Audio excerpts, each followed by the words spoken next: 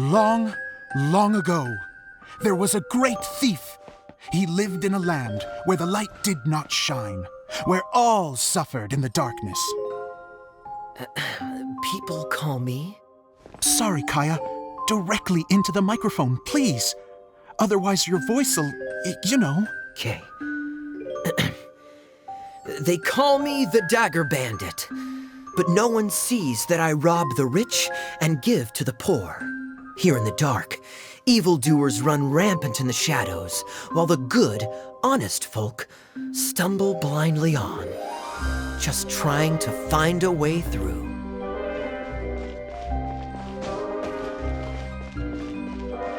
As the bandit brooded, suddenly the world was inexplicably changed as a single star appeared on the horizon and flew across the sky. Traveler, stomp on that movement mechanism in front of you.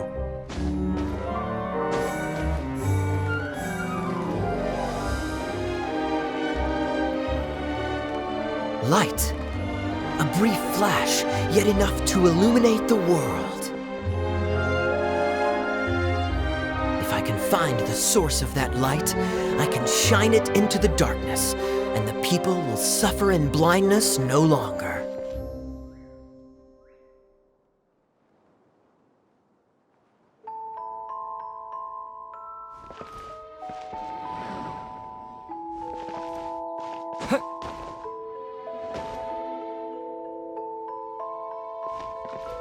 Without a moment to spare, he set off to follow the star's course. All the while, the star kept moving through the sky. Traveler, the star kept moving through the sky.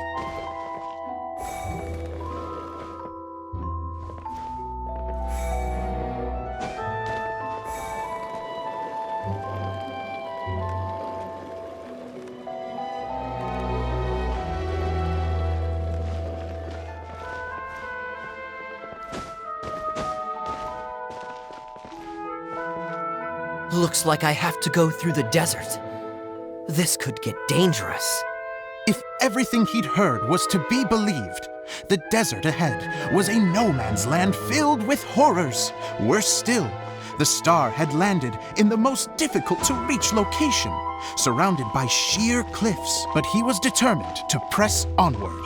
I've come this far, and I'm not about to turn back now.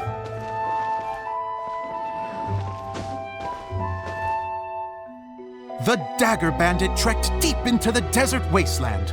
Yet when he finally arrived at his destination, he found not a fallen star, but a young girl, dressed in white.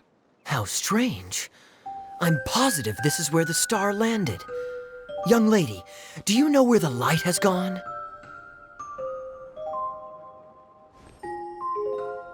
The girl replied, Traveler from afar, the light you seek is only a bottled flame. But the flame has now died, and its light is long gone. A bottled flame? Yes, it was a gift from another. And so, the girl began to tell the story of how the bottle came into her possession. The girl hailed from a kingdom that sat atop the waterfalls. But when the reigning dynasty fell and a new one seized power, she and her people fled for their lives. A thick fog began to fill the air as she made her way through the forest, and dense thickets tried to block her path. There is a mechanism down there that you can press to retract the thicket board below the stage.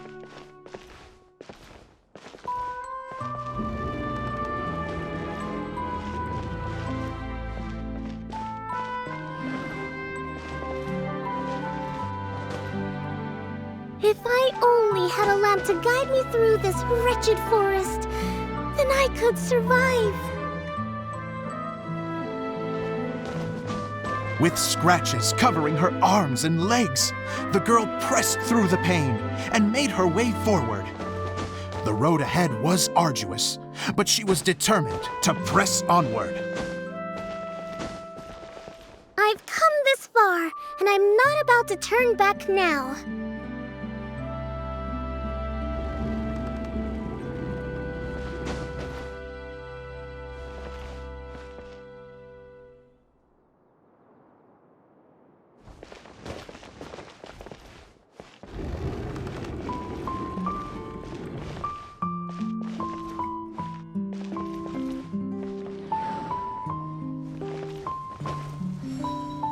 But just as she was drawing near her destination, a huge stretch of thorns and brambles suddenly came into view. Despair set in and began to weigh on her heart. If only someone could help me, I would give anything in return. The girl's heartfelt wish in her moment of desperation did not go unheard. Wait!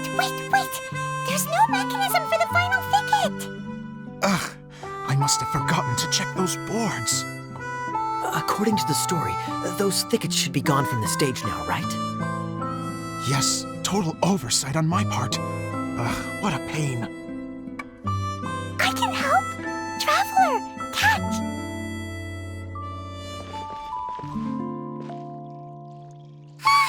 It's a Jumpy Dumpty!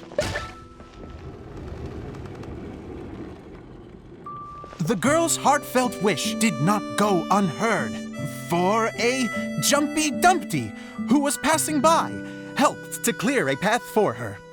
Oh, thank you, Jumpy Dumpty. And so the girl continued her journey deeper into the forest. But what she found there was not a lamp, but a mage glowing with fire.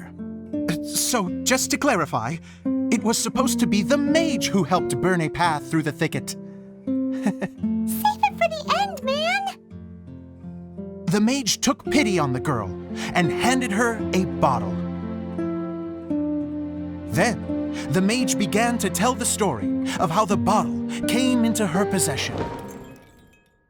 The fiery mage had an adventurous spirit and enjoyed taking long journeys. On one such journey, while taking rest in an oasis, she found a beautiful bottle by a crescent-shaped lake. Klee, quick, get in the light. Coming! She was an extraordinary mage with the power to grant people their wishes. She turned the bottle into a thing of equally extraordinary power. But the only place that it could make wishes come true was inside of the bottle. Oh me! Oh my! Look at this wonderful bottle of mine! It could make a fine toy! But better still, a sojourner's home! The fiery mage blew into the bottle, allowing it to grant one single wish outside its glass walls. To blow into it? Wow, it lit up! A flame was kindled within the bottle, and it began to glow a fiery red, just like the mage herself.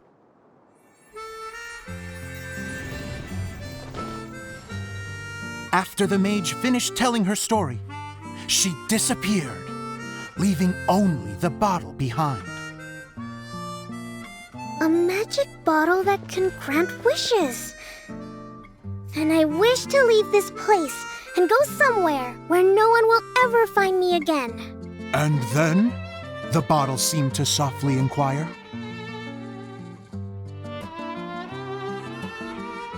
I don't know. The flame in the bottle faded as the girl's single wish was granted, and she found herself in the middle of the desert, far away, where no one could ever find her.